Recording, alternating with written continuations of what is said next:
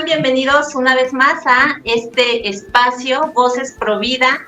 El día de hoy tenemos un invitado muy especial, nos encontramos muy felices. Está Anita, Fer, Hater en la edición, y el día de hoy contamos nuevamente con la participación del profesor Horacio Justo. Profesor, ¿cómo está? Bienvenido. Dios les bendiga y muchísimas gracias por el honor de poder estar una vez más con ustedes, haciendo lo que uno debe hacer, que es transmitir aquello que ha recibido. Así que para mí es un gusto y un agrado poder compartir lo poco que sé y también venir a ustedes a aprender en igual sentido. Así que nuevamente muchísimas gracias. No, gracias a usted por su tiempo. Pues bueno, el día de hoy vamos a retomar un poquito la plática que quedó pendiente. Vamos a seguir platicando acerca del aborto. Y pues bueno, ya entrando un poquito en tema, entrando en materia, algo que es muy curioso es que todos los pro vida tenemos totalmente claro que nos apegamos a la evidencia científica. ¿Qué es lo que nos dice la medicina? ¿Qué nos dice la ciencia? ¿Qué nos dicta el sentido común? Pues bueno, que existe un ser humano nuevo desde el momento de la fecundación. Entendemos que la vida humana no es un suceso gradual como nos lo quiere vender el pañuelo verde. Nosotros entendemos claramente que la vida humana es un evento preciso que comienza en la fecundación.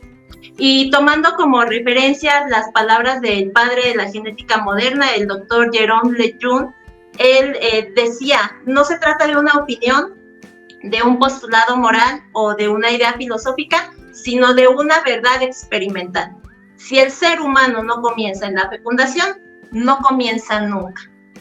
Pero nosotros como Provida eso lo tenemos clarísimo.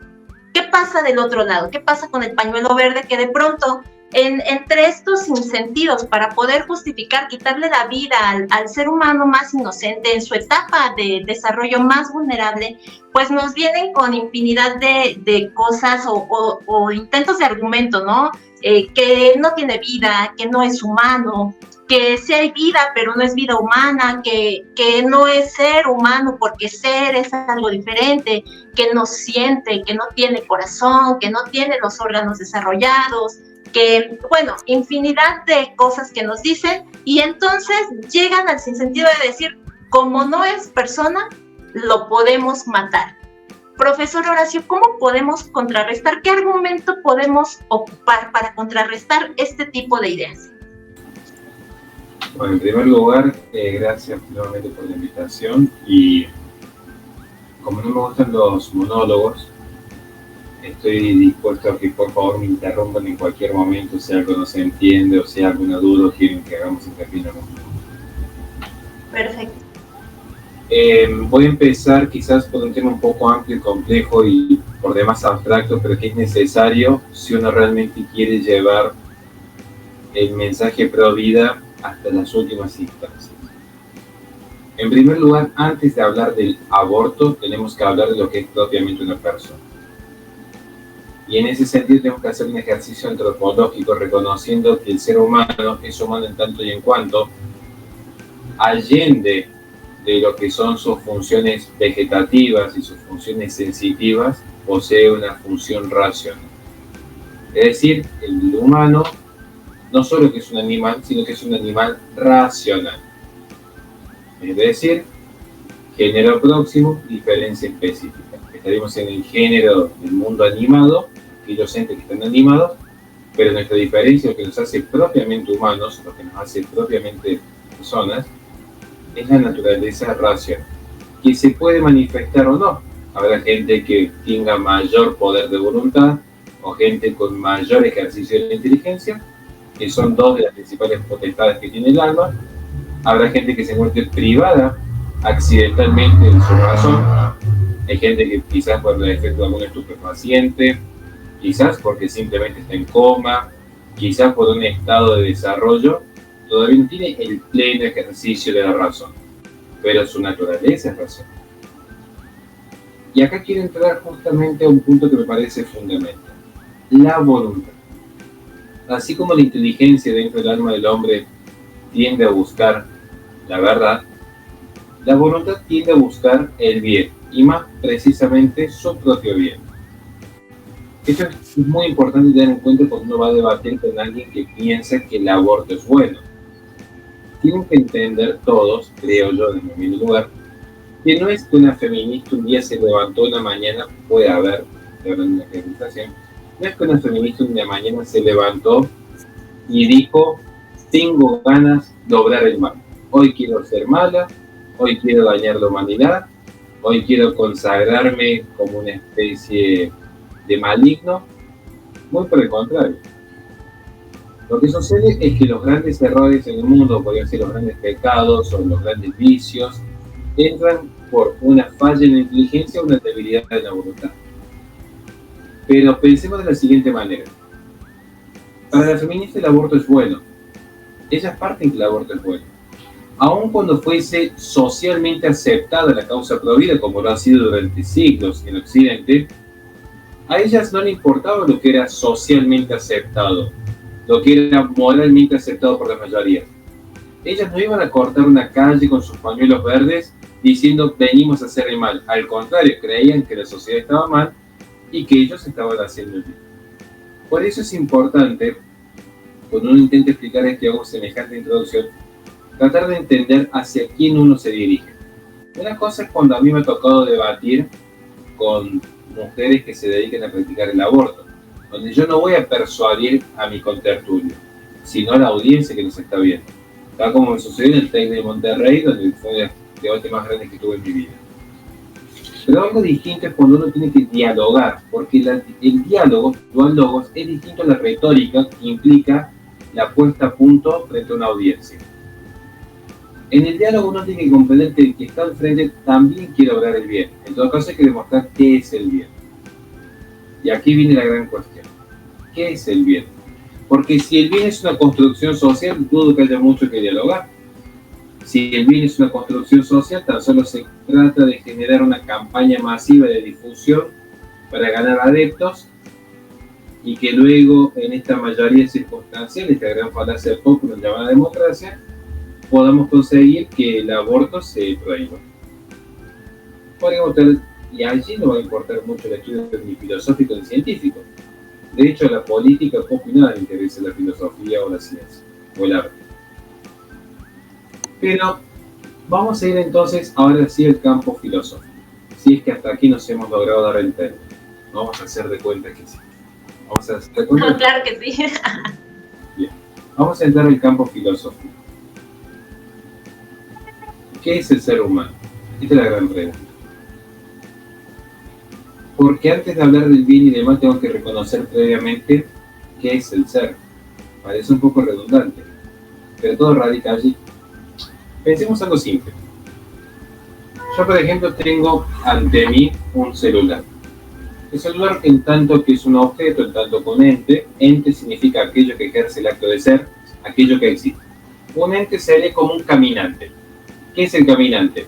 Aquel que ejerce el acto de caminar, aquel que camina. Es el ente aquel que existe, aquel que ejerce el acto de ser. Yo aquí tengo un ente. Ahora, el celular está medianamente sano, podemos decir que es bueno en sí, porque tiene sus funciones, sus utilidades, sus bondades, me permite comunicarme, guardo muchas fotos de mi hija, es algo bueno. Ahora, si a este celular de repente y mágicamente le crecieran un par de alas y saliera volando, yo no sé si sería algo bueno, porque no es propio de su naturaleza. Entonces, vemos que el mal no es simplemente ausencia del bien, porque si a un pajarito le nacen alas y vuela, yo diría qué bueno que es. Ahora, si a un celular le crecen alas y sale volando, yo no diría qué bueno que es, muy por el contrario. Sería un pequeño problema. El bien se define por la propia naturaleza. El bien se define por la propia naturaleza. El deber ser. Si un niño nace ciego, tiene un mal. ¿Por qué? Porque es propio de la naturaleza humana el poder ver. Es propio de un celular el no poseer alas.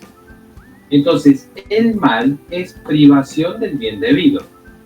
Y el bien es aquello que perfecciona al ente conforme a su propia naturaleza.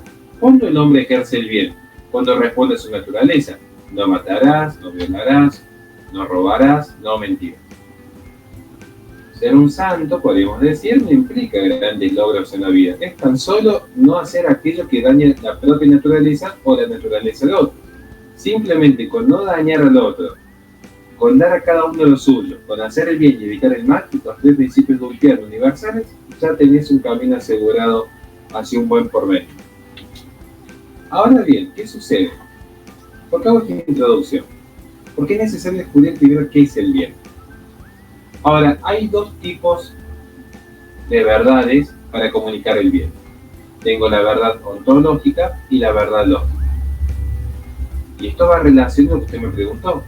Hay gente que dice que el embrión no es persona. Bueno, pero necesito que entendamos este punto primero. El obrar sigue al ser. Primero, tengo que ver el ser. Entonces, estamos viendo que todos son principios. Y yo estoy dando principios filosóficos para entenderlos. Pensemos en el celular. El celular, en tanto que ente, tiene un grado mínimo de bondad. Todo lo que existe tiene un grado mínimo de bondad, un grado mínimo de verdad, un grado mínimo de belleza. Si no, no podría ser percibido y comunicado. Bien. Ahora, cuando yo empiezo a comprender esto, empiezo a estudiar qué es el hombre. Y el hombre no va a ser simplemente aquello que tiene conocimiento sensible, porque si bien el perro tiene los 9 sentidos idénticos al ser humano, no podría decir que el perro sea una persona, por más que hay intentos actualmente para elevarlo a esa categoría. Lo cierto es que el ser humano tiene los mismos 9 sentidos que un orangután, que un delfín, que un perro. Conocimiento sensible. Eso no me lo define. ¿Qué es lo que me lo define el ser humano? Su naturaleza racional. Un ente cuya tendencia natural es el desarrollo de la voluntad y la inteligencia. Y esto es lo que lo hace libre. Esto es lo que le permite incluso apartarse de su deber ser. En este deber ser, cuando yo puedo desde la razón, no desde el conocimiento sensible que ve los accidentes. Conocimiento sensible, igual que un perro, yo podría, igual que un perro, imaginar un árbol, imaginar comida. Pero todo lo que usted puede imaginar está siempre accidentado. Es decir, si yo a usted le digo, imaginen un celular, capaz que alguien imagina un celular gris, alguien imagina un celular negro, alguien imagina un celular dibujado a mano en una hoja de papel, alguien imagina un iPhone, otro imagina un Android. Tienen accidentes. ¿Qué son los accidentes? Aquellas cosas que para existir tienen que existir sobre la sustancia. Y la sustancia es lo que existe por sí mismo. Entonces, es imposible imaginar algo sin color, sin ubicación, sin lugar, sin relación, sin cantidad, sin cualidad. Son accidentes. Porque es conocimiento sensible. Yo conozco el mundo sensible. Pero cuando empiezo a ejercitar la razón con la inteligencia, voy a donde me dijo el principio. Lo esencial es invisible a los ojos. Voy a la esencia. Yo no imagino un ser humano en concreto. Alguien con pelo negro, alguien con pelo rubio, alguien alto, alguien bajo, alguien mujer, alguien varón. Si yo pienso en la humanidad, no la puedo imaginar. Imagino humanos. Pero la humanidad, que es la esencia, es pura abstracción. Me separo de los accidentes. Voy a la esencia en sí. Bien. El ser humano por esencia es un compuesto. Es un compuesto sustancial. Esta sustancia es materia y forma. El ser humano, tal como se lo concibe, es materia y forma. Tiene una particularidad, porque yo podría decir exactamente lo mismo, pero explicando que la forma del hombre no se agota en la pura sustancia, sino que es subsistente. Pero no quiero entrar ahora con filosofía atómica. Por ahora lo vamos a dejar en la definición de Boello. Sustancia individual de naturaleza racional. Lo voy a dejar allí, aunque insisto, yo hago públicamente mi reserva porque sé que esto es un problema teológico luego, si yo creo que el hombre es pura sustancia y no claro que subsiste. Haciendo esta reserva, llego al campo de la discusión del campo. Ahora, esta sustancia, materia y forma, en tanto que ente, en tanto que existe, implica que en algún punto de la historia no existió. Porque si no sería puro acto de ser. Esa es la diferencia que podría decir un religioso respecto a Dios. Dios no existe. Una persona bien formada en teología va a decir que Dios no existe. Dios es. Y como Dios es y es puro acto de ser, otorga y participa el acto de ser a todo lo que existe. Pero si queremos caer en un campo incluso más secular, puedo sostener de la misma manera, filosóficamente, que ningún ente fue eterno, sino que tiene un punto de existencia. Ahora lo que corresponde es saber qué es este ente, y yo ahora no lo he definido, pero podemos llamarlo como ser humano, este ente que existe, que tiene acto de ser, que participa del acto de ser, en algún momento de la historia comenzó a existir. Y comenzó a existir como sustancia. ¿Qué significa que comenzó a existir como sustancia? Pensemos que incluso para los griegos el alma era preternatural y anterior a la materia. Pero ¿cuándo vamos a hablar propiamente del hombre, varón y mujer? ¿Cuándo voy a hablar propiamente de varón y mujer? Cuando la forma, y valga la redundancia, informa la materia. En el momento en el que la forma informa la materia, tengo la composición sustancia. Primero, ¿qué sería la forma en el ser humano? Siendo Aristóteles, podemos pensar que es propiamente la vida. Alma significa ánima, aquello que anima. Hay almas vegetativas, hay almas sensitivas, propias de los animales, hay almas racionales. Alma, vida, tiene vida. Ahora, ¿qué es la vida?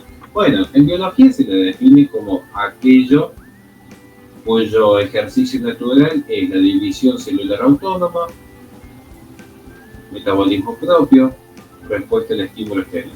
Pero en filosofía, que somos un poco más aburridos, y por eso amamos la pobreza, porque no pertenecemos a un mundo tan vertiginoso como el que se vive actualmente, en filosofía la vida es principio de movimiento inmanente y espontáneo. Entonces un ente es un ente vivo cuando el ente de manera inmanente y espontánea puede moverse por sus propios principios. Algo lo que responde el embrión, porque en el embrión ya voy a tener materia, lo que algunos van a llamar ese conjunto de células.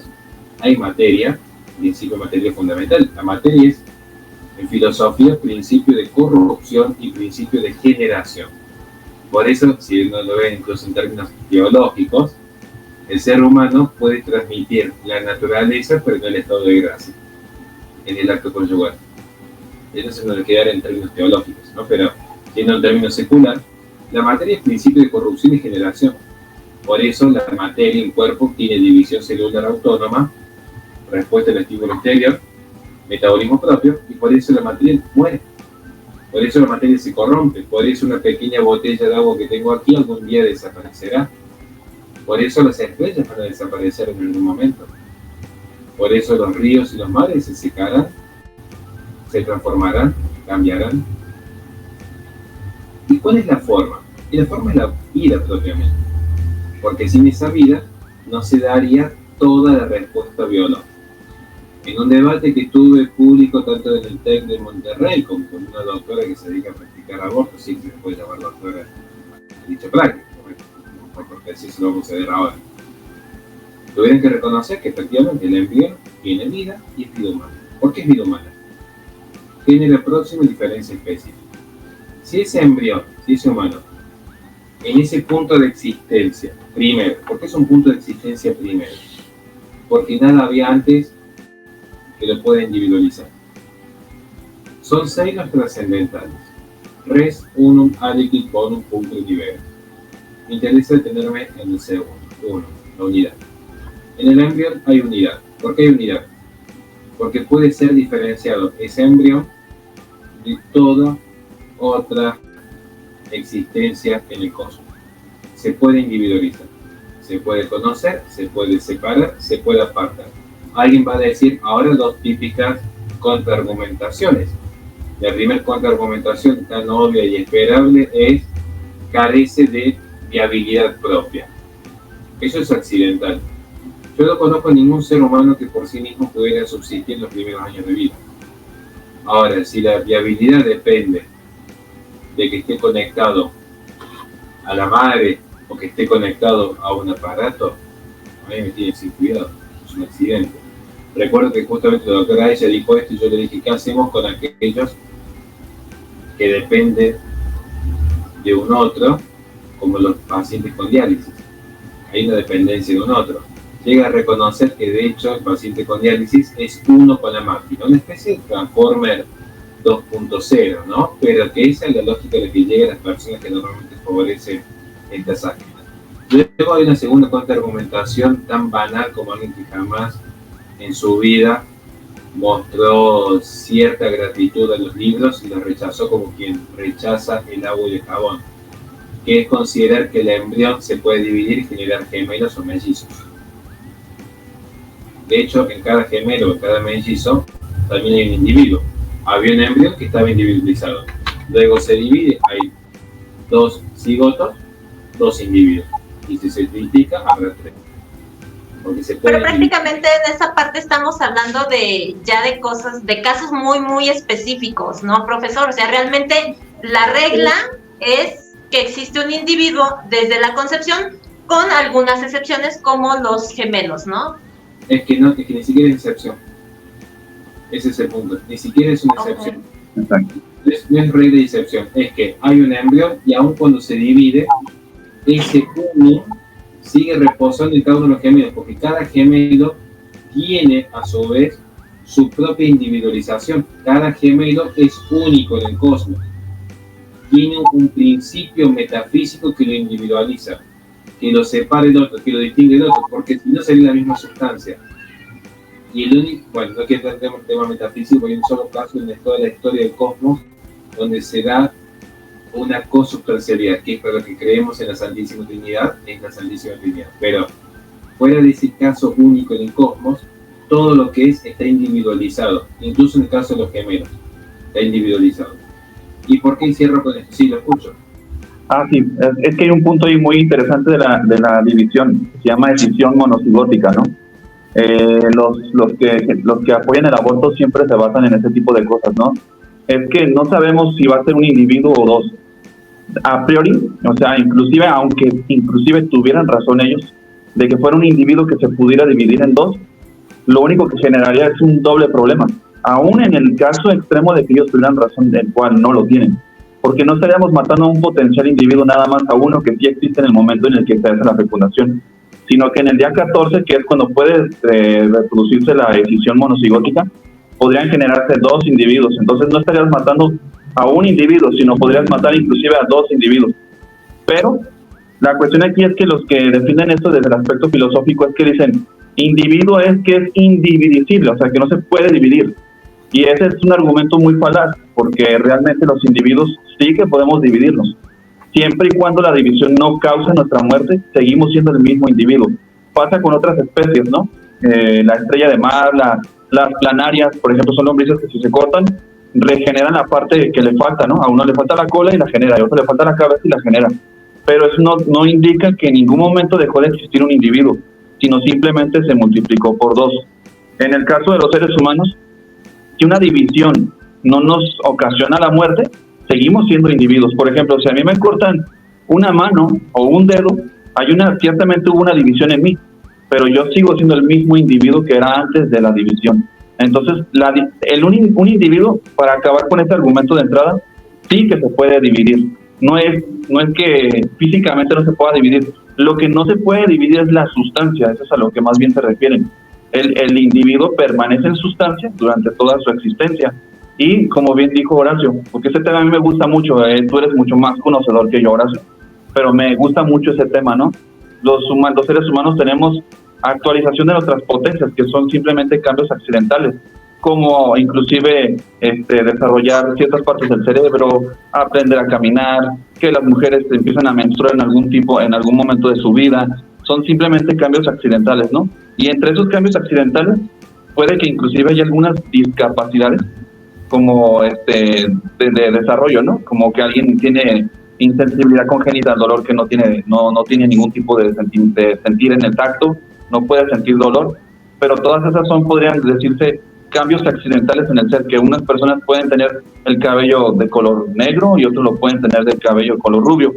Y algo ahí que dijiste sobre la división es que cada individuo es único Aunque el código genético se puede decir que es prácticamente idéntico, que no lo es porque es imposible que sean idénticos, pero la epigenética de cada individuo es diferente, o sea que cada uno expresa sus genes automáticamente de distinta manera.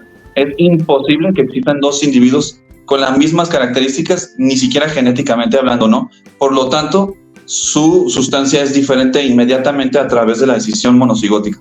Entonces, eso es como un mito, pues, de las personas que defienden esto, ¿no? Que dicen, es que no hay un individuo porque se puede dividir. Entonces, es un argumento muy vacío, pues. Ya pueden. De hecho, me gusta que ustedes parecen remarcar un punto que creo que es fundamental allí. Cuando hablamos de individuo, estamos hablando del res. Res en tanto que sustancia, materia y forma. Como bien explicó usted, el individuo desaparece cuando hay un desmembramiento de la materia con la forma, concretamente la muerte. Yo tengo una mesa. A la mesa podría cambiar de color, podría perder una pata, podría ser rayada, y no va a ser menos mesa. Podríamos discutir la intensidad del ser, pero no quiero entrar nuevamente con una teoría de Cornelio Fabra en este momento. Pero va a seguir siendo mesa. Cuando la forma se agota, la materia se agota, allí ya no tengo mesa. Si yo quemo la mesa, tendré cenizas. Si una persona se muere, tendré un cadáver. Insisto, en términos seculares, porque para mí, en mi formación como tomista, el alma del hombre es un subsistema. Ahora, en el caso del perro, cuando el perrito lamentablemente fallece, su forma, su vida se agotó en la materia. Se agota en la materia. Cuando yo tengo un embrión, hay materia y forma. Y si luego se da el caso de gemelos, tengo dos materias y dos formas individualizadas, cada uno por sí. Aún si hubiese un caso de identidad absoluta en ciertos puntos genéticos, sigue habiendo una diferencia, insisto, no quedan con la cuestión genética, sigue habiendo incluso diferencia en el fenotipo. Es imposible el fenotipo al 100%, pero si se diera el caso, el fenotipo sigue siendo diferente. Es más, el principio vital es diferente. Por eso los gemelos bajo la misma crianza toman decisiones diferentes. Y eso es lo que destruye toda la teoría determinista de Demócrito, que es la que intentó superar Epicuro y que va a ser Epicuro la base filosófica de Karl Marx, tratando de querer considerar un materialismo determinista sin caer en el determinismo del hombre, que tiene estos grandes conflictos filosóficos normalmente los inmanetistas. Pero ya para ir terminando esta primera parte de la pregunta, que quizás fue un poco extensa por mi parte, el embrión está vivo y pertenece al género humano. Ahora, esto que yo he dicho aquí no varía en lo más mínimo a lo que podría decir un científico. El vino humano. Es idéntico que yo le dijese a mis hijas que la pared es blanca. Es un conocimiento descriptivo. Ahora, ¿por qué estaría prohibido rayar la pared? Es una discusión aparte. Ahí entramos justamente en la filosofía moral. ¿Por qué no abortar a un niño? ¿Por qué no matar al inocente? Es más, ¿por qué no matar directamente? Claro. Y sucede que hay tres grandes corrientes filosóficas en materia de ética, del ethos, del espíritu de un pueblo, de estos usos y costumbres trascendentales. El absolutismo moral, propio de los cristianos, de los religiosos, de los creyentes, que entienden desde el realismo filosófico que lo bueno, lo verdadero y lo bello no lo crea el hombre, sino que lo descubre. Hay una realidad absoluta.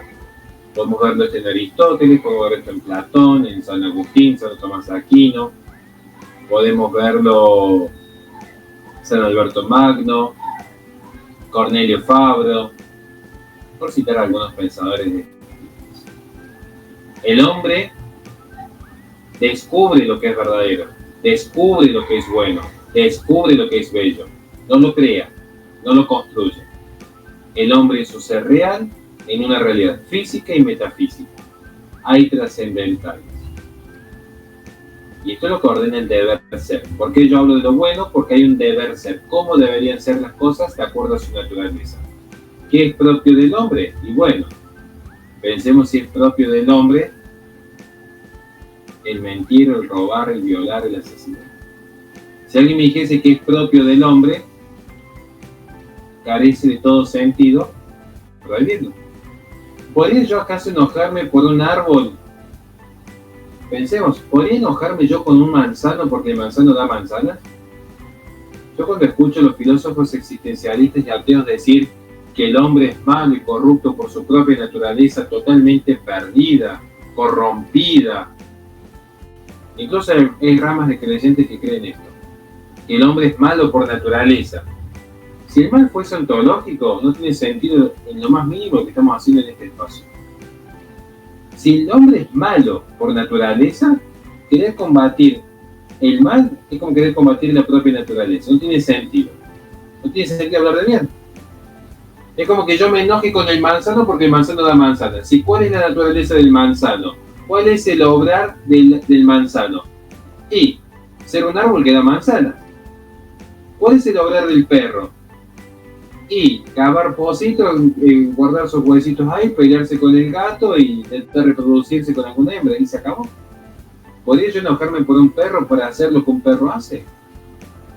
¿Podría enojarme con un humano que asesina a otro si estoy diciendo que es propio del humano el matar, el hacer el mal, el pecar, el dañar? Lo que quiere decir que el humano, al menos para el realista y en el absolutismo moral, que es la primera corriente, lo bueno es una realidad descubrible, que luego, por libre albedrío, algunos no quieren hacer el bien, es una discusión aparte. Correcto. Luego hay una segunda corriente que es el consecuencialismo de Jeremy Bentham, que se fue trasladando al utilitarismo de John Stuart Mill, donde lo bueno y lo malo no está en la acción en sí, sino en las consecuencias. Cuánta mayor o menor utilidad pueda generar. Si hace feliz a muchas personas, es muy bueno. Si genera mucho dolor en muchas personas, es muy malo. Entonces, matar a unos pocos para hacer feliz a unos muchos es, por ejemplo, lo que han sostenido expresamente todos los intelectuales del ecologismo, abiertamente.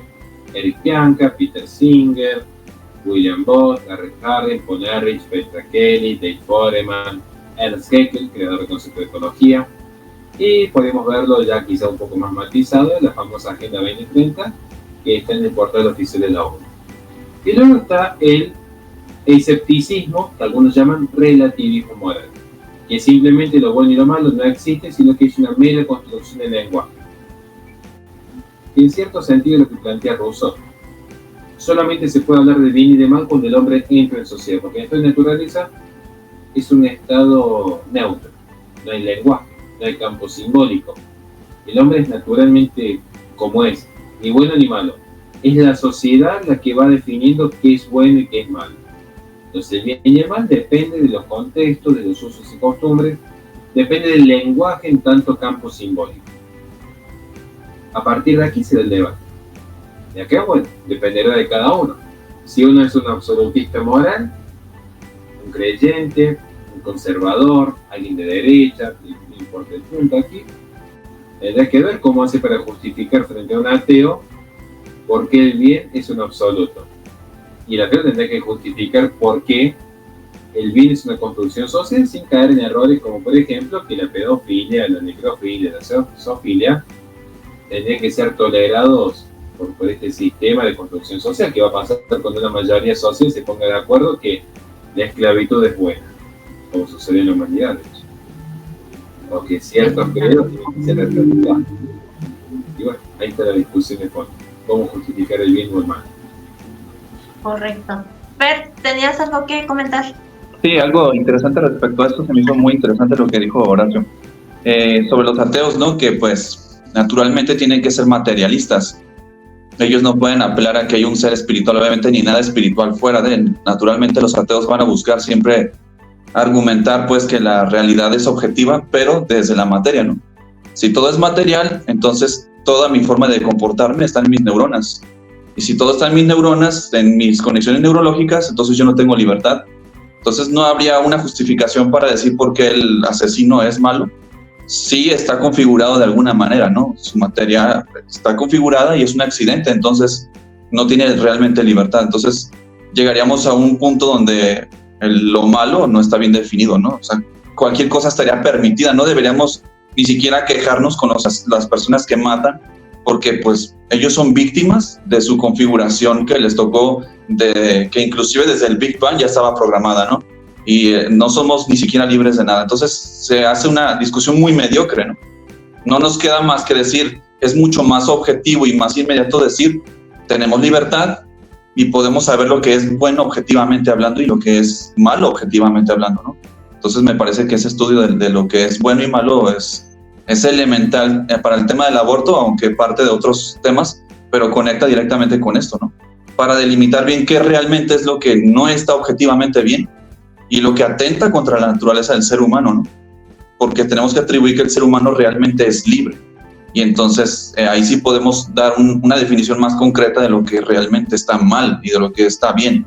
Y ahí es donde entra la ética, ¿no? La ética, la bioética también, los 4 fundamentos de la bioética, que no sé si Horacio, yo me imagino que los conoce muy bien, que es no maleficencia, justicia, autonomía y beneficencia, ¿no? Que es un intento de demostrar de una manera, con una pirámide bien sistematizada, de cómo la autonomía de la madre, en este caso, no puede estar nunca por encima de otro ser vivo, ¿no? De otro ser humano, ¿no? O sea, la autonomía no la podemos usar para usar lo que es la maleficencia a otro ser humano, ¿no? Porque se jerarquizan en eso, ¿no? No maleficencia y luego justicia, y ya más abajo es la autonomía y la beneficencia, ¿no? Entonces, el deber ser del ser humano es no hacer mal, no hacer daño a otros seres humanos, ¿no? Porque socavamos nuestra propia base, ¿no? Destruimos la propia base de lo que está objetivamente hablando bien, ¿no? Que somos el individuo, proteger al individuo, ¿no? Y a todos por igual. Entonces, es un tema muy complejo, pero me gusta mucho ese tema. Perdón si me explayé un poquito, pero a mí me emociona hablar de estos temas. Ahora sí que ese es tu fuerte. Fíjate de lo que comentas, Max Scherer, que es un referente en el desarrollo de la ética, dice que la vida es un derecho absoluto. Por eso la única excusa para quitar la vida es salvar la vida.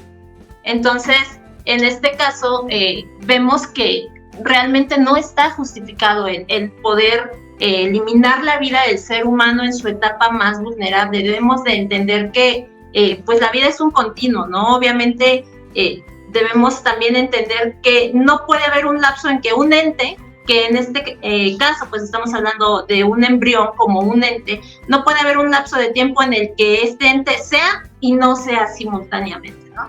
Entonces, de ninguna forma puede estar justificado el quitarle la vida a un ser humano inocente en su etapa más, ahora sí que más vulnerable, ¿no? En sus primeras etapas de desarrollo. Pero, profesor, bueno, no sé si Anita tengas algo que decir al respecto. Sí, que yo creo que precisamente la falta de conocimiento ha hecho tan exitosa precisamente este tipo de agenda, porque toda esta información que les maneja la agenda a todas las mujeres promoviendo el aborto, las mantiene distraídas de sus propias virtudes, entonces por eso no pueden ver lo que tienen evidente. Siempre diluyen los límites, precisamente hablando del bien y del mal, y entonces las hacen obrar de una manera como que así, inconsciente, ¿no? Y creo que ahí radica precisamente el éxito de estas agendas. Por eso siempre en este tipo de canales, en este tipo de conocimientos, en este tipo de contenidos, siempre hay censuras, porque la idea es de que no se les lleve este tipo de información a estas personas, porque precisamente están incautas del conocimiento que ustedes tienen. Digo ustedes porque yo la verdad no soy erudita en filosofía, pero puedo ver precisamente de que hay un esfuerzo sistemático que tiene a todos los medios de comunicación de su lado para que se les lleve a las chicas, a las mujeres, a esta ignorancia que está hecha a propósito para que ellas tomen precisamente estas decisiones. Justamente, Anita, de eso que hablas de la agenda, cuando de pronto nos ponemos a platicar nosotros de que hay una agenda global, de que estas niñas están siendo, como apunta muy sutilmente Agustín Laje, son las idiotas útiles de este movimiento, y nosotros les decimos que sí existe una agenda global, que sí estamos siendo o queremos, o más bien hay gente en las élites que quiere implementar este tipo de agendas. Nos tachan a nosotros de conspiranoicos, ¿no? Nos tachan a nosotros de conspiranoicos, Y son niñas que desconocen que, por ejemplo, en 1974 en Bucarest se reunieron 120 naciones para hacer un plan de acción para contrarrestar la natalidad, ¿no? Y, por ejemplo, en 1994 en el Cairo, nuevamente se hace este compromiso entre las naciones de reducir la natalidad a través de una legalización de métodos de planificación que incluyen el aborto, y desemboca en 2015 en la Agenda 2030 de las Naciones Unidas con estos 17 objetivos compuestos por 167 metas que incluyen la exigencia de implementar el aborto como control natal. Entonces, aquí ya viene otro tema, profesor. ¿Cómo podemos hacerle ver a estas personas que están a favor del aborto que están siendo usadas para implementar políticas de control natal? Bueno, en primer lugar, porque sé que después la única manera de subir, yo tengo que hacer una pequeña aclaración debido al respeto y la mitad de caso. Yo, como profesor, yo simplemente tomo mucha distancia de lo que son los 4 principios de la bioética anglosajona, a partir de lo que enseña el doctor Jorge Scala. Es justamente la bioética anglosajona la que ha promovido el aborto, la transición de género, la proliferación del utilitario. Por ejemplo, cuando se habla de la autonomía del paciente, que es uno de los 4 principios de la bioética anglosajona, es lo que permite que haya adolescentes en una transición de género. Cuando se habla del principio de justicia, que es un principio fundamental, allí donde radica lo que se estableció en 1927, la primera conferencia de control demográfico, que en un acto de justicia era necesario controlar el desarrollo de las naciones como Argentina, Chile, Colombia, principalmente China, América Latina en general y China, en base a los recursos naturales, un acto de lo que hoy llamaremos justicia social. Cuando se habla del principio de beneficencia, justamente es por el principio de beneficencia en el paciente que se promueven las causales, las 3 principales causales de aborto en el mundo, algo que yo estoy en contra. Entonces lo aclaro por si las dudas, decía, acá tenemos libertad de opinión, podemos pensar distinto, podemos entendernos, simplemente que yo considero que la ética universal no puede caer en facultades. ¿Qué significa esto? Los que somos más medievalistas, como en mi caso, llamamos la mal llamada Edad Media, en ese periodo se crean las universidades, la universalidad del conocimiento. Hoy existen facultades que se va aislando y se va atomizando el conocimiento. Entonces, esto lo que a veces genera que sea ético, entre comillas, la experimentación con embriones, las primeras, la transmisión. Pero si yo soy universalista, propio lo que somos tomistas, ¿no? Entendemos que los principios que establece, por ejemplo, Vulpiano, aplican a la medicina, no dañar a otro, dar a cada uno el suyo, hacer el bien y evitar el mal, y vivir honestamente, aplican a la medicina, como el juramento hipocrático, aplican a la docencia, aplican a la comunicación social, aplican a la contaduría, a la programación. Bien, eso no tenemos. Luego, ¿cómo hacerle ver a una persona que estaría siendo una especie de idiota útil en términos de ley? Es un poco complejo porque es como cambiar de fe, es una ruptura con la propia identidad. Y yo lo veo porque trato de hablar con mucha gente que cambia de religión, cambia de fe, es una gran crisis. Creo yo que quizás es entender primero la motivación que llevó a una persona a estar donde está. Porque es muy difícil que una persona cambie sus ideales. Entonces yo lo que trato de hacer, y hablo de mi experiencia muy subjetiva, es entender a la persona en su ideal, en su convicción, y que no lo cambie. En todo caso, que cambie el medio, no el fin. Voy a explicarlo en términos simples. Yo esto lo descubrí cuando estuve en la Universidad del TEC de Monterrey en un debate, que no dejaron grabar, después descubrí por qué no querían que se grabe, políticos, estaba poniendo una mujer que es política allí, con la presidenta del centro de estudios. Entonces es como que iban a quedar muy expuestos. Obviamente que el auditorio, el 90% estaba en mi contra, obviamente, se metió de perollo. Claro, y uno iba dando argumentos filosóficos, uno iba dando argumentos científicos. Cada vez que hablaba yo, un abucheo total. Cada vez que hablaban las feministas, un aplauso desaforado. Y uno sabe que son las reglas cuando juega de visita. Sin embargo, llegó una parte muy curiosa. Llegó una parte del diálogo donde el tópico era justicia social y economía. Y la pregunta era textualmente así: ¿cómo afrontar la situación desde la perspectiva, desde la perspectiva más conservadora y la perspectiva feminista, el caso de una pobre mujer que sin recursos económicos y habiendo padecido una vida en base a abusos, se encuentra con un embarazo no deseado? O sea, era toda una pregunta dirigida prácticamente a decir, si vos te pones a esto, sos un ser desalmado, básicamente, ¿no? Sí, Claro. toman como los ejemplos más, o sea, la peor situación, ¿no? La chica más pobre, con cáncer terminal, inválida y que la violentaron, ¿no? O sea, estos ejemplos que le meten más y más y más cosas, que es la peor persona con la peor suerte del mundo, ¿no?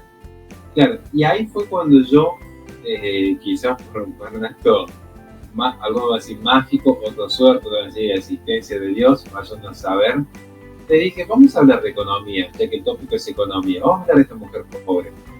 Vamos a hablar por qué la mujer es pobre. Pensemos, por ejemplo, cuánto dinero gasta el Estado en impuestos, tiene que poder utilizar ella. A mí me toca asistir a la gente más pobre de mi ciudad y conozco de cerca esta región.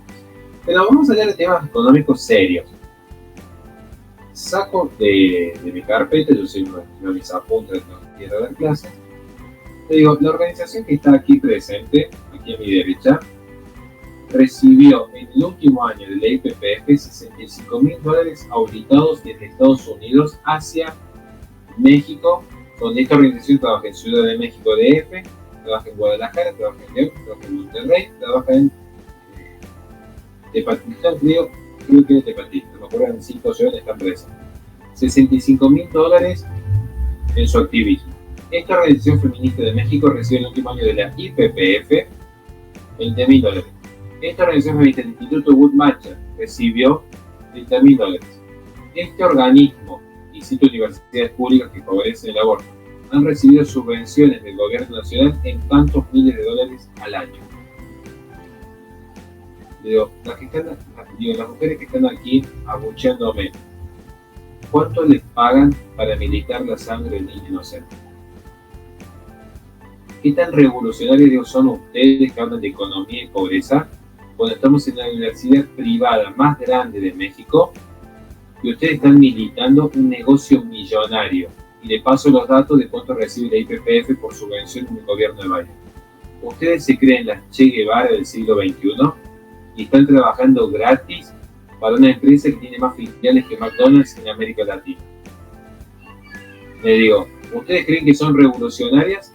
Y yo pongo Netflix, veo las propagandas de Coca-Cola, veo lo que me dicen los políticos de la ONU, veo lo que me dicen los políticos de México, veo lo que me dicen los políticos de Estados Unidos, el gran imperialismo, veo lo que me dicen todos los políticos y todos los empresarios del mundo, y todos los hombres, empresarios o políticos, dicen lo mismo que ustedes, no más que ellos nos dicen desde sus yates en el Mediterráneo con sus amantes, y ustedes la dicen aquí abuchando un simple padre de familia que ha dejado de estar en el cumpleaños de su hija para defender lo que cree. ¿Dónde se creen ustedes revolucionarios después de esto? ¿Dónde está su revolución al final del día? ¿Por qué no entran conmigo a las favelas, a las villas miserias, a los asentamientos, que es donde yo trabajo, a preguntar si esa gente que cree en Dios, que tiene una vida más conservadora, que tienen valores más básicos y arraigados en la tradición, ¿qué opinan la gente más pobre del aborto? Ellos son conscientes que es una forma de control demográfico, porque una nación crece primero con reproducción y después con industrialización, que son dos aspectos a los que se oponen justamente los sistemas imperialistas. Pero ustedes aquí están promoviendo que la IPPF aborte a los aborígenes, promoviendo que la IPPF aborte a los negros, aborte a los mulatos, aborte a los desfavorecidos, a los marginados. Yo no veo clínicas de IPPF en Alemania Central. Si quieren, yo les digo dónde tienen las filiales de IPPF. ¿Saben dónde tienen las filiales de IPPF? Vayan a ver los mapas de Arizona, Nueva York, Miami o Texas. Los tiene donde tienen mayor paso fronterizo con mexicanos. La IPPF, que está financiando estas organizaciones feministas acá, justamente lo que quiere es erradicar a la gente como ustedes. Si no, desmiéntame cualquiera y saquen los mapas diciendo que yo me equivoqué con la investigación que hice del propio portal oficial. Y si yo me equivoqué, públicamente me retracto y digo que tenían razón las feministas. Pero no lo van a hacer. Después de eso, fue la única intervención donde a mí no me abuchearon. Se quedaron mudas. Y la feminista, en vez de refutar, me dijeron, ¿pero cuál es el problema que recibamos plata? Peor todavía, porque uno como docente, yo soy docente de filosofía y historia y docente de retórica. Lo peor que puedes hacer en la vida en un debate es acusar el golpe, igual que en el boxeo. Cuando te pegan y te duele, lo peor que puedes hacer es mostrar que te dolió. Lo peor que puedes hacer. Y ahí se terminó el debate. Pero ¿qué estoy haciendo yo? No estoy diciendo hay vida desde la concepción para que la gente cambie ese paradigma. Ya me di cuenta que era innecesario. La gente no va a cambiar de convicciones, porque es algo muy propio. Las personas tienen ideas, diría Ortega Gasset, un filósofo que me encanta, además me van a decir cuando me video que yo soy un tendiente de la izquierda, pero bueno. Ortega Gasset dice, las personas tienen ideas, pero viven en las creencias. No puedo lograr que una persona cambie sus creencias, pero sí que esas creencias se asienten en nuevas ideas. Porque yo sé que la mujer va de buena fe a militar el aborto, en general. No estoy hablando de la élite, estoy hablando de las personas de a pie, los que son como nosotros. Yo sé que van de buena fe, es propio del corazón del ser humano buscar el bien. Entonces, sí, justamente eso yo sí lo tengo como muy claro. Hay muchísimas mujeres que de verdad, de manera genuina, creen que están ayudando a las mujeres. De verdad creen que de manera genuina, militando el aborto, están haciendo algo bueno por la mujer. Lo que no saben es que justamente son utilizadas por este tipo de compañías, de empresas multimillonarias como la IPPF, ¿no? Y ahí tenemos a George Soros atrás de la despenalización del aborto y dando infinidad de recursos en cuestión de dinero para que se promueva el aborto, para promover el feminismo, para promover también los lobbies, ¿no? Entonces, a mí me queda claro que justamente estas niñas, pues sí, a lo mejor sí lo hacen desde el desconocimiento, ¿no? Desde el desconocimiento y de que genuinamente, pues sí quieren apoyar a la mujer, quieren ayudar a la mujer, pero la realidad es que no se dan cuenta que están siendo utilizadas. Y por desgracia se les ha creado un dogma porque realmente se cierran y no reciben información, no quieren aprender. La información está y en tanto uno les empieza a dar argumentos, ellas empiezan a cerrarse. Yo he estado en intentos de debate, pero no hay diálogo, no hay un intercambio de ideas, solamente empiezan a gritar, a ofender, a faltarte el respeto, ¿no? Y no se dan cuenta de que este sistema está hecho precisamente para generar los abortos de la gente pobre, porque este tipo de agenda no se empuja para las élites, ¿no? A las mujeres de la élite no se les dice, no, si esto es para tu bien y tu cuerpo y tu decisión, o sea, no, son para los pobres. Y efectivamente, son las tontas útiles gracias a la ignorancia que están cargando. Adelante, Fer. Sí, de hecho, lo que ustedes dos dijeron también tiene mucho que ver con lo que voy a comentar, ¿no? Que creen realmente, porque yo he tenido gente en consulta, que, por ejemplo, mujeres que han abortado y en su momento creyeron que hicieron algo realmente bueno, ellas están convencidas, aunque el daño haya sido superior a cualquier beneficio que hayan creído que obtuvieron, ¿no? Tienen daños psicológicos muy severos la gran mayoría de ellas, y las que lo niegan son las que consumen drogas o sustancias nocivas para la salud, ¿no? Entonces están convencidas de que creen que están haciendo algo bien, inclusive cuando lo recomiendan, ¿no? Pero quizás yo sí soy muy defensor de la ética de estos 4 puntos, porque creo que todo se socava. Por ejemplo, lo que hace la gente pro aborto es tomar un caso aislado, ¿no? Es que estoy haciendo uso de mi autonomía. La autonomía viene respaldada en la ética. Mira, la ética dice que la autonomía es buena, pero de nada sirve que defiendas la autonomía si estás cometiendo un acto de maleficencia contra otro individuo. Entonces todo se trata de ignorancia y primero quieren evadir la respuesta de que es un individuo. No es un individuo, por lo tanto no me meto en ese problema, ¿no? Yo lo niego por ignorancia, pero aun cuando saben que si es un individuo, dicen, no, es que la autonomía yo tengo derecho a ejercerla, pero de nada sirve meter la beneficencia o la autonomía o la justicia si no cumples con el más supremo de todos, que es la no maleficencia. Les aseguro que ese tipo de ética, si se usa bien, porque mucha gente pro aborto la ha usado a su antojo y la deforma, y meten la autonomía como si fuera algo sagrado, cuando la autonomía está muy por debajo de lo que es el no hacer daño, ¿no? Como dicen el principio de los libertarios, ¿no? Es no dañar, no dañes. Y aunque suena muy, muy básico, es muy elemental para decir el aborto está mal y por simplemente ese tema, ¿no?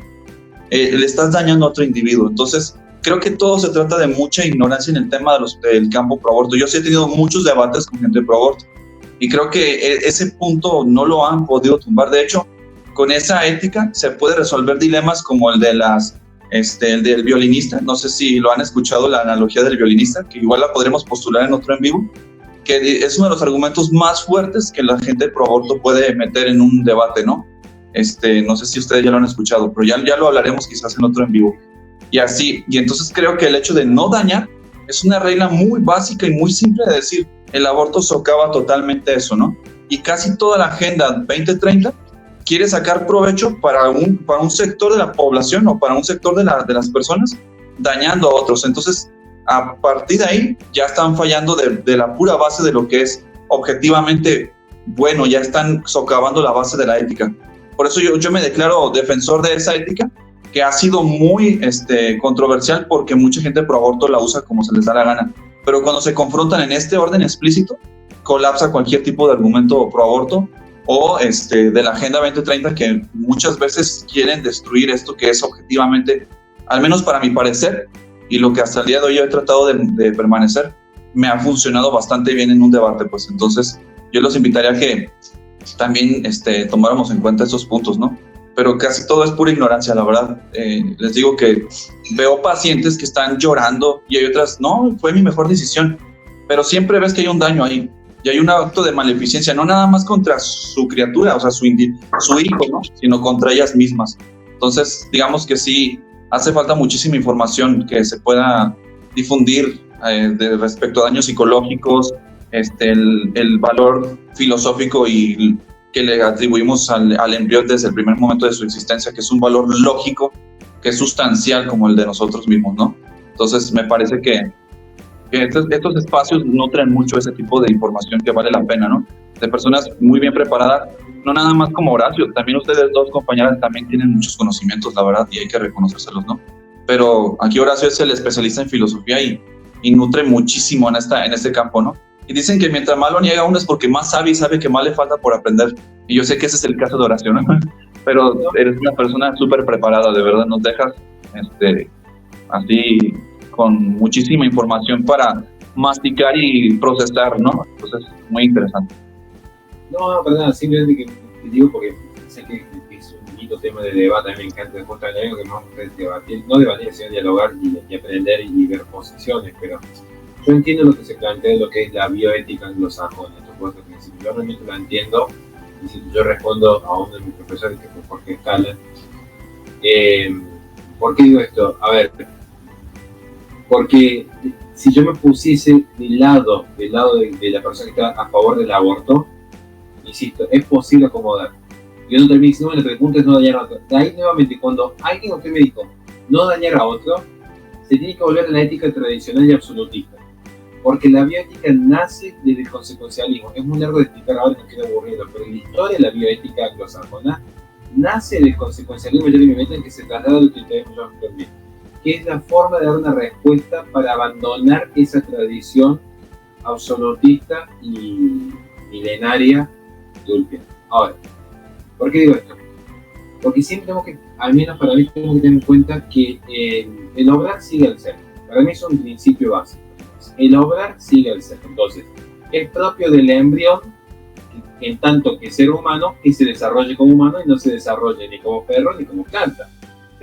¿Por qué el embrión se desarrolla como humano? Y porque es humano. Ahora, un humano, por ser humano, no podría respirar bajo el agua o volar. Pero una persona podría escribir un poema. Ahora, quizás haya personas que accidentalmente no pueden ejercer la función de la razón. Está bien, son accidentes, porque la naturaleza lo permite. Bien, ese es el punto. La naturaleza humana, voy a tratar de responder esto. La naturaleza humana, a mí, me permite o abandonar mi racionalidad y dedicarme al consumo de sustancias y tener un comportamiento bestial, propio de las bestias que se guían por las pasiones, por lo sensible, o la naturaleza racional en su libro, que permite el libre albedrío, me permite a mí escribir un libro. Yo puedo elegir. ¿Por qué? Porque es propio del hombre elegir. ¿Bien?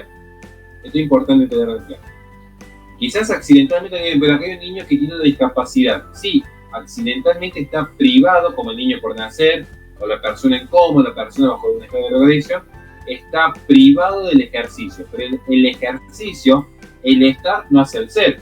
El embrión está en la madre, pero no es la madre. Participa, pero no es. Ahora, yo tengo que ver que el obrar sigue al ser. El obrar sigue al ser siempre. Porque es un ser humano, su obrar va a depender de la humanidad. ¿Qué significa esto en respuesta a lo que es la bioética anglosajona? Que usted se da cuenta que usted mismo en los debates tarde o temprano va a necesitar volver a los principios absolutistas. ¿Por qué? Porque el ser de la bioética anglosajona es un poco lo que pasa con las religiones modernas, o los modernistas. Hay algunos que son muy ordenados y dicen, pero mira, me permite que este cura sea ordenado, que haga un rito solemne. Sí, pero también me permite los abusos litúrgicos, como el liberalismo. El liberalismo dice, no, porque mira, esta sociedad liberal me ha permitido que tengamos este lord conservador en Inglaterra con una familia ejemplar. Sí, pero también me permite Netflix, que es de la propiedad privada, difunde la ideología de género. La bioética anglosajona es la que ha permitido objetivamente hoy en Europa el desarrollo de las transiciones de género en personas de 14 años en adelante. Y están basados en la bioética anglosajona. Ahora también está mal aplicado. Yo cuando escucho que alguien me dice que está mal aplicado, lo primero que pienso es como los liberales cuando ven que tienen que ahora en mi ley a retroceder con la regulación de los seguros médicos. Dice, bueno, es que no es que estuvo mal aplicado, es que bueno, que en realidad pasaron distintas cosas. ¿Qué es lo que le dice un socialista? Vamos a otro caso. No es que Cuba sea socialista, es que estuvo mal aplicado el comunismo. No es que está mal aplicado, es que el obrar sigue al ser, porque ya había un defecto en la teoría, es que proliferan los errores, porque cuando no es que unos cuantos, cuando la inmensa mayoría erró en el camino, por algo es. Yo que me dedico al estudio de la historia, filosofía y de historia, y además tengo que dar historia de filosofía porque es alumno privado. Se habla muy mal de la Edad Media, y yo siempre digo a mis alumnos, investiguen cuántas guerras hubo en la mal llamada Edad Media. Luego, cuando vino la democracia moderna, con todos los componentes que tiene, después la caída del último imperio austrohúngaro, ¿cuántas guerras mundiales hubo en tan solo 80 años de democracia moderna? Guerras mundiales, sin contar la guerra del Báltico, las guerras separatistas, la guerra de la Segunda República Española, la guerra cristera, la guerra de Mao Zedong, el exterminio de Birmania, el conflicto del Congo y las naciones emergentes del Báltico. En menos de 100 años de democracia moderna. Hagan el cálculo comparativo con 1000 años de cristiandad. Entonces yo lo que digo es, ¿por qué yo tengo este recaudo? Porque sé que es muy extremo ir a hablar directamente del absolutismo moral. Claro, suena un poco fuerte, ¿no? Es como esta teoría absolutista. Y el rey es más simple cuando cree, hacer el bien, evitar el mal, no dañar a otro. Porque lo que sucede es que los principios anglosajones, y esto lo explica el doctor Jorge Escala, no son universales. Cuando yo hablo de no maleficencia al paciente o la autonomía, por ejemplo, el concepto de autonomía. El concepto de autonomía es imposible que sea universal, porque responde al autos nomos. El individuo que se da a sí mismo, auto significa propio, nomos, norma, ley, regla. Es un individuo dándose a sí mismo de manera autónoma su propia ética. Entonces ya no es universal, no es como no dañar a otro, porque ahí sí yo se lo concedo, estoy de acuerdo con usted. Pero el principio de autonomía es lo que ha permitido, por ejemplo, que a partir de la base filosófica de J.J. Thomson se habilite el aborto luego en el fallo Roe vs. Wade. Porque el fallo Roe vs. Wade era un fallo que versaba sobre la autonomía de la persona, que el Estado no podía intrometerse en la autonomía de la mujer, porque la mujer aún cuando se reconocía, porque este es el tema del rollo Roberts Wade, se reconoce que hay un otro. No hay una sola persona que promueve el aborto que no reconozca que hay un otro en ese embrión. Lo que sucede es que le quitan la categoría de persona. ¿Por qué le quitan la categoría de persona? Porque ¿qué es lo que hace que la persona sea propiamente persona? La autonomía. ¿El embrión tiene autonomía o no tiene autonomía? Y ahí viene la discusión de fondo. Esto es porque tratamos de dar todos los puntos de vista. No estoy diciendo que esté mal lo que dice aquí Fernando Hernández. Estoy diciendo, hay distintos puntos de vista y es muy complejo. Por eso yo ni siquiera di la respuesta al inicio completa de hay 3 tesis morales. ¿Cuál de las 3 se van a abrazar? El absolutismo, el consecuencialismo o el escepticismo. Y la tesis que se abrace tiene un sinfín de consecuencias políticas, jurídicas, económicas, sociales, culturales. O sea, tiene un sinfín de consecuencias. Por eso también soy muy prudente, porque más allá de que yo amo la Edad Media, no voy a decir tenemos que promover acá una monarquía católica porque es imposible cuando tenemos gente que tiene distintos credos, cuando hay un mundo globalizado, cuando ya se impuso el Estado moderno. Y con estas reglas uno intenta adaptarse en lo medida posible al mundo sin pertenecer al mundo, queriendo defender un bien mayor y con cierta cintura política porque sabe que es un mundo caótico, digamos, ¿no? Y la tergiversación está al pie de cada día. Lo que uno diga siempre se puede tergiversar. Yo soy muy cuidadoso con estos principios y espero que no se siente como un debate, sino para compartir posiciones. No, sin problema, profesor. Sí. De hecho, es enriquecedor, ¿no? Tener estas dos posiciones. Y bueno, finalmente es para mayor conocimiento, ¿no, Fer? ¿Cómo ves? Sí, no, definitivamente es un tema que me gusta profundizarlo, ¿no? O sea, definitivamente creo que podría abonar algunas cosas más, pero me parece que pues podríamos pasar a otro tema para no llegar tanto a este punto, ¿no? Me parece que es un tema que vale la pena analizar. O sea, obviamente va a ser imposible tener una guerra, una pirámide de evidencia que digan esto es ético y esto aplica para toda la humanidad exactamente, ¿no? O sea, digamos que está bajo es como una teoría o es una hipótesis, ¿no? Que se tiene que poner a prueba en todas las situaciones y va a ser muy difícil aplicarlas en todas porque puede haber ciertas percepciones de la realidad de distintas personas, ¿no? Es decir, a mí me parece justo esto, a mí me parece justo esto otro, ¿no? Pero creo que se podría tratar de mejorar la fórmula, pues. Yo sinceramente sigo creyendo que está mal utilizada en algunos casos.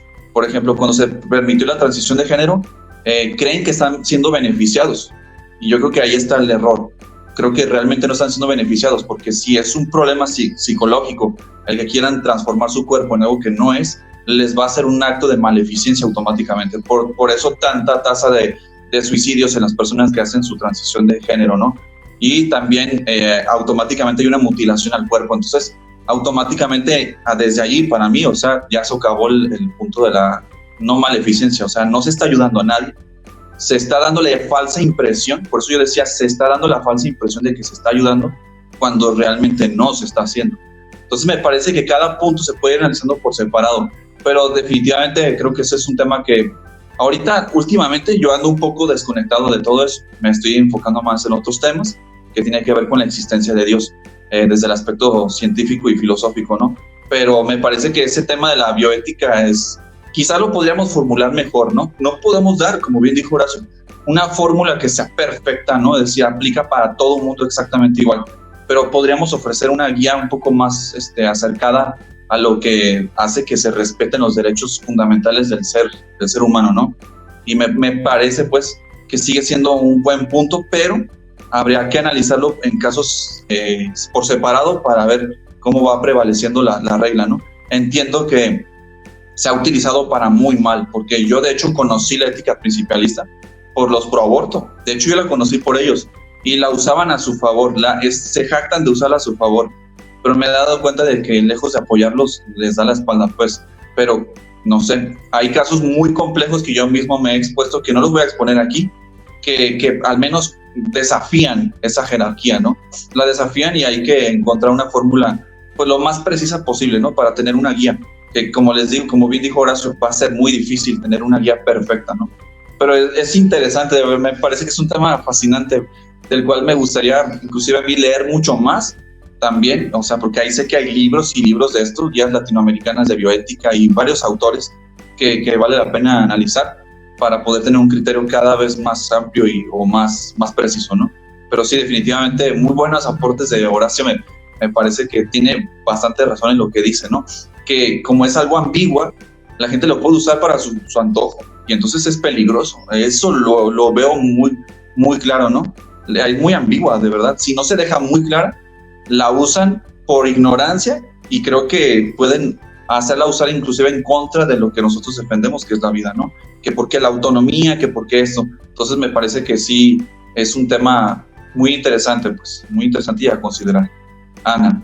Cierto. Lo que pasa es que estas agendas efectivamente avanzan cuando hacen el comunicado de todas estas ideas, porque deconstruyen lo más que pueden conceptos muy importantes del ser humano, ¿no? De su propia naturaleza, y muy a su favor y muy a su modo. Por ejemplo, en el caso de la familia, ¿no? La deconstruyen de tal manera que ahora puede haber familias monoparentales, pero, por ejemplo, ellas no se reproducen, no está esa finalidad, ¿no? Han deconstruido tanto los conceptos alrededor de todo lo que es el tema trans o la agenda trans, que, por ejemplo, en Estados Unidos, precisamente, amén del contenido que estaba platicando Lynn, ha crecido un 4000% la niñez trans, estas transiciones, ¿no? Entonces, por eso es importante hacer estos contenidos y difundirlos, porque están muy diluidos y muy deconstruidos. Correctísimo. Y bueno, ya tenemos poquito más de 1 hora aquí en el podcast. La verdad es que está interesantísimo el tema, pero quisiera ya ir cerrando. Y, profesor, una pregunta a lo mejor un poquito más personal. ¿Cuál ha sido su mayor obstáculo en esta batalla cultural para usted?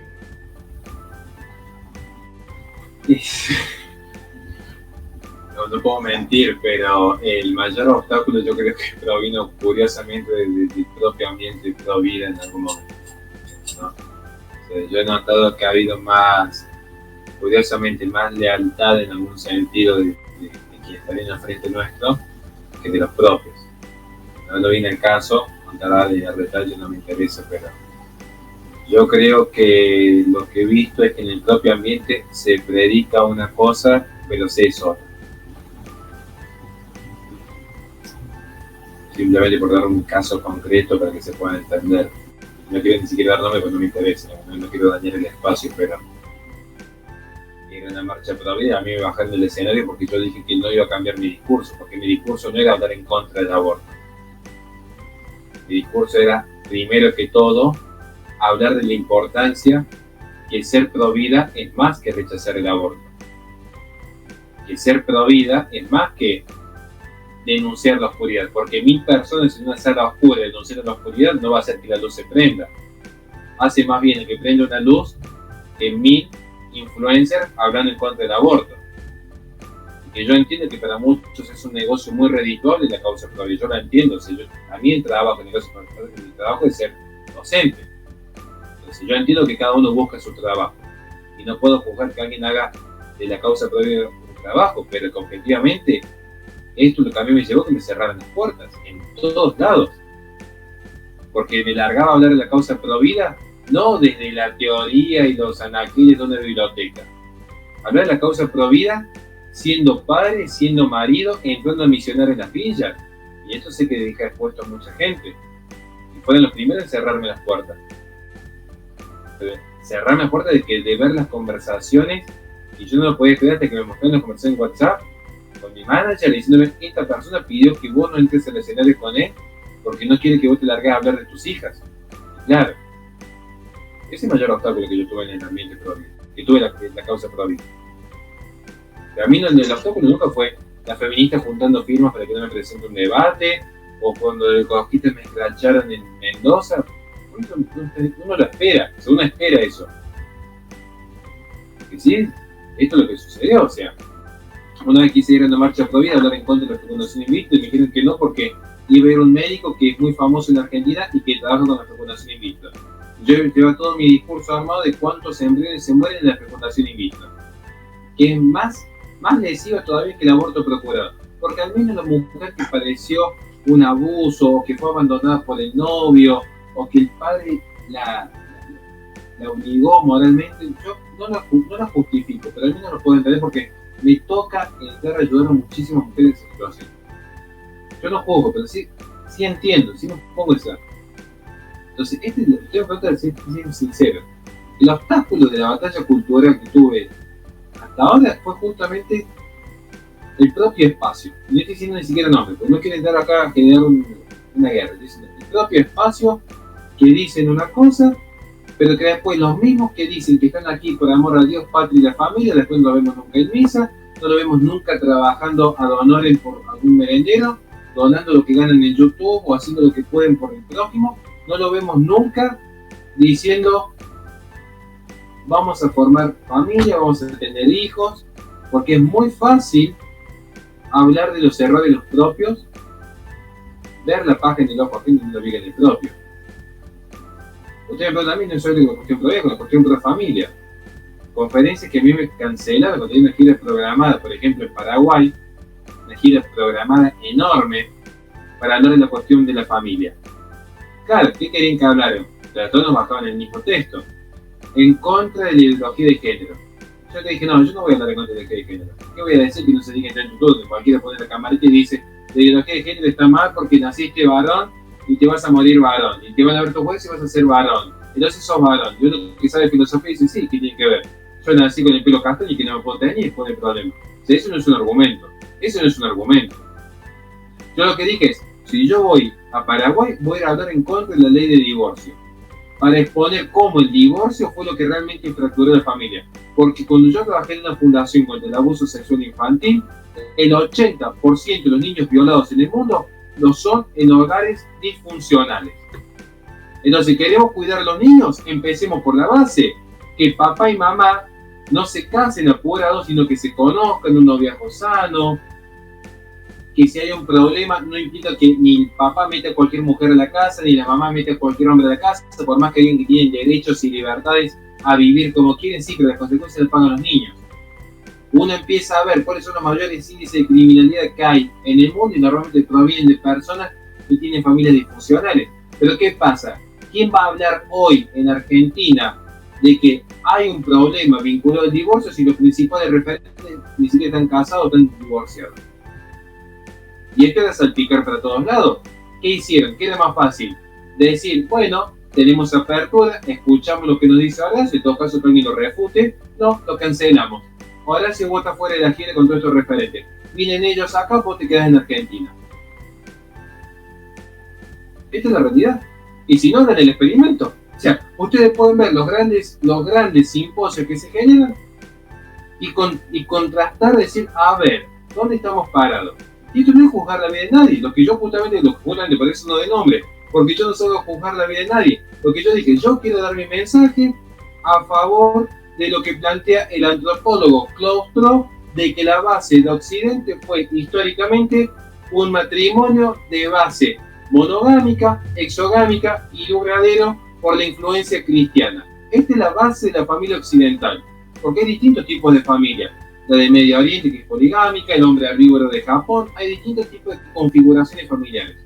Yo quería defender desde la filosofía y la antropología un determinado modelo. Pero pasa que defender el deber ser salpica a muchos. Y ese es el problema, que yo ni siquiera voy a hablar de ello, voy a hablar de esto que debe ser. Che, Horacio, y yo también soy un pecador, igual que ellos. Acá no se trata de quién es más santo, sino cuál se debe ser. ¿Por qué yo me reconozco como pecador? ¿Por qué yo reconozco que hago el mal muchísimas veces en un día? Porque tengo claro cuál es el bien. El problema en la sociedad moderna es que no se quiere hablar de qué es el bien. Todo el mundo dice que está mal. El aborto está mal. Te dicen que prohibir el aborto está mal. Te dicen que ser conservador está mal, que ser feminista está mal. Todo está mal. Pero nadie te habla del bien. ¿Por qué? Porque hasta la propia derecha está influenciada por Derrida. La constante deconstrucción. Entonces, como hay que deconstruir, siempre se ve lo que no hay que hacer, pero nunca se llega a un proyecto positivo y decir, esto hay que hacer. Ah, no, porque eso ya es tiránico. Que yo le digo a una persona que, si no te vas a dedicar a la vida religiosa, al menos plantéate esa idea tan natural en el hombre de crecer y multiplicados. Eso ya no, eso cómo te va a meter en la vida de uno. Y cada uno haga lo que quiera. Estoy diciendo, justamente, yo lo que quiero es transmitir un mensaje que diga que quizás hay algo en nuestra naturaleza que nos lleva a reproducirnos, quizás. Vos estar equivocado. Yo no soy biólogo, pero la experiencia me muestra que en general las personas tienden a querer reproducirse. Lo que sucede es que han separado el acto reproductor de la reproducción, es una discusión aparte. Pero en general las personas buscan eso. El estímulo que te da la naturaleza para que la especie prolifere. Hoy tenemos las tasas de natalidad en récord históricos en decadencia. Argentina 1,54, Italia 0,9, España 1,1. La ciencia masa desaparece porque todo por debajo de 2,1. ¿Y cuál es la alternativa? Sigamos denunciando la oscuridad, porque así monetizamos los canales. Viene uno y dice, che, si podemos prender una pequeña vela por ahí, quizás algo de luz, fuera del camino. Por eso yo no tengo, por ejemplo, atrás mío, yo dejé de usar pañuelos pro familia, pañuelos pro vida, todo este merchandising celeste. Porque yo empecé a hacer todavía con lo que ven ahí arriba. Ahí está. Con mi hija mayor. Después vinieron el resto de las criaturas.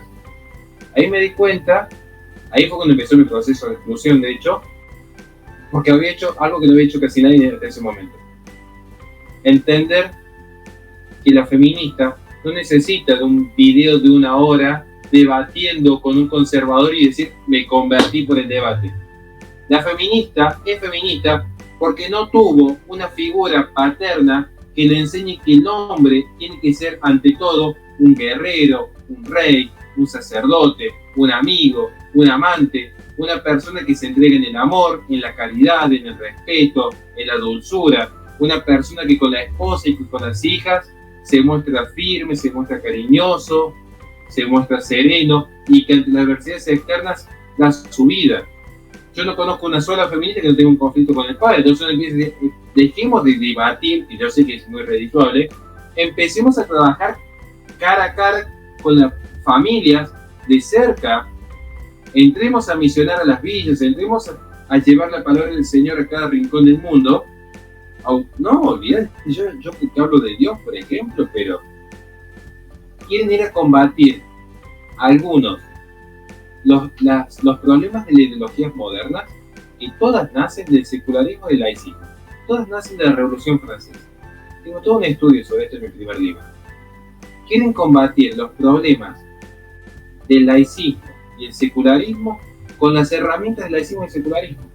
Quieren combatir el problema más grande del relativismo moral, cediendo que no hay una moral absoluta. Por eso no hay que hablar de Dios. Queremos hablar de una especie de justnaturalismo de John Locke, que era un empirista. Entonces, ¿qué pasa? Viene uno que más o menos sabe algo de razón, pasa caminando el debate. Que viene John Locke, el justnaturalismo, hasta que viene Derrida, te da 2 argumentos, se acabó John Locke. Por algo prolifera la nueva izquierda. ¿Por qué prolifera? Porque tiene argumentos más sólidos. No es que la gente sea tonta. A mí no me gusta decirle tonta a la gente. La gente está buscando la verdad. Entonces, si yo veo que viene de repente el mundo y me dice, mira, la verdad es que todo es una construcción social, y viene alguien al frente y me dice, no, mira, en realidad hay un derecho natural. ¿Y cómo? ¿Y qué es ese derecho natural? No, es que bueno, nosotros, los hombres, mediante el lenguaje, nos ponemos de acuerdo de que este es un derecho natural. Y dice, no, mira, estamos de tonto. Eso es una construcción social que plantea la realidad. El propio concepto de derecho natural es un invento de la razón del hombre para justificar su patrón de conducta. Esta es la respuesta. Este fue el mayor obstáculo. El mayor obstáculo de la causa pro vida, el propio espacio pro vida que no le gustó el mensaje que uno tenía. Y está bien, yo no me quejo. A mí también, yo entiendo que hay la libertad de ellos. Yo tengo la libertad de seguir defendiendo lo que creo, aunque me escuche una sola persona. Pero tengo algo que, y cierro con esto porque yo me tengo que ir también. Yo tengo algo que se lo dije una vez a mi manager en México. Estábamos en una gira, me acuerdo patente, estábamos en una comitiva, éramos como 15 personas, y estaba llegando más gente, una de esas grandes cenas que se hacen, no sé para qué había hecho esa cena. Y yo que me quería ir a dormir, decía. Y viene y me dicen, che, qué bien que la estás pasando acá en México, vimos tu historia, que estuviste pasando por Guanajuato, sí, todo muy bonito acá, tomando ahí un tequila, un mezcal. Me dice, no, pero te está yendo bien, me dice, vos ahora tenés 2 cátedras, se te está yendo bien en la vida. ¿Sí? Me va súper bien. ¿Por qué? Y le dice, ¿cómo haces para lidiar con eso? Que viajás y todo. Eso no me sirve de nada, me creo. A mí me va bien en la vida porque yo soy más libre de todo. Yo soy más libre que todos ustedes acá juntos. Les digo con toda la humildad del mundo. Yo soy más libre de todos ustedes. Le digo, porque yo apago la cámara, me bajo del escenario, termino de filmar el último libro, y a mí me está esperando mi esposa con mis 2 hijas en casa. Eso es real. Eso es real. Digo, esto del celular, esto virtual, tu identidad depende de algo que en realidad ni siquiera es una forma imperfecta de ser, no tiene carga ontológica. Yo soy más libre de todo, porque vos me dejé encerrada en una habitación de un hotel todo un día y yo tengo esto acá libre. Yo no dependo de las cosas para ser, para sentirme. Yo no dependo de Coca-Cola para sentir que tengo más diversidad, de Netflix para sentir que soy más progre, o de comprarme un pañuelo celeste y ponerlo acá en el cuello para decir soy más pro vida. Yo soy pro vida cuando quedó mi novia embarazada y nunca me importó lo que iban a decir en el espacio conservador. Le dije, ¿qué tenemos que hacer acá? Ordenarnos, dejar a Dios y empezar de vuelta. ¿Cuál es el problema? ¿Sabes cuántas veces me he caído yo en el ring de boxeo que me han noqueado? ¿Y qué hace? ¿Dejar de boxear? Te levanté y decís que me falló. Bajaste la guardia. Bueno, subí la guardia y seguí entrenando. Che, te equivocaste acá. ¿Cuál es el problema? ¿Volvés a empezar? ¿Cuál es el conflicto? O sea, yo soy libre porque yo sí pienso en mi muerte. Como diría que yo soy para la muerte. Cuando yo soy consciente de mi muerte, yo sé que todo lo que haga de acá hasta el fin de los tiempos es primero para llegar a Dios y segundo para dejarles a mis hijas un mejor mundo posible. Porque se lo prometí en el primer cumpleaños de mi hija. Dije, no sé si papá te va a regalar un mejor mundo, pero se va a morir intentándolo. El resto viene por añadidura. Bienvenido sea si hay grandes referentes que hacen grandes cambios, me encanta. Bienvenido sea si hay grandes papas y grandes pastores y grandes cosas. Mi función es como padre. Mi batalla cultural no es, con todo el respeto, ni en este canal, ni en mi canal, ni en YouTube, ni en Twitter, ni Facebook, ni las conferencias. Ahora me tengo que ir a México en julio, ahora que estuve en Mendoza en la universidad. Todo eso es añadidura. Mi batalla cultural es que mis 2 hijas lleguen al cielo. El resto es una labor caritativa que uno hace por amor al arte. Porque a mí me encanta enseñar, de donde me llaman a enseñar, vamos de amor, ad honorem y que Dios provee. Así de simple. Y eso lo puede ver cualquiera que me haya llevado a un país, sabe que jamás cobré un centavo, porque yo dije, lo que de Dios viene, a Dios va.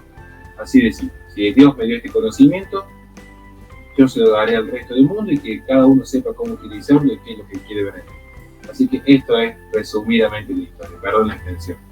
No, no se preocupe, buenísimo, buenísimo. La verdad es que es súper interesante platicar con usted, profesor. Me quedo con esa última parte en donde sí, yo creo que como padres nuestra principal labor es dejarles un mejor mundo a nuestros pequeños. Esa parte la verdad es que me gustó muchísimo. Profesor, pues ya tenemos prácticamente 1:30 aquí conversando con usted. Estamos muy, muy, muy agradecidos. Le dejo las palabras finales a Anita.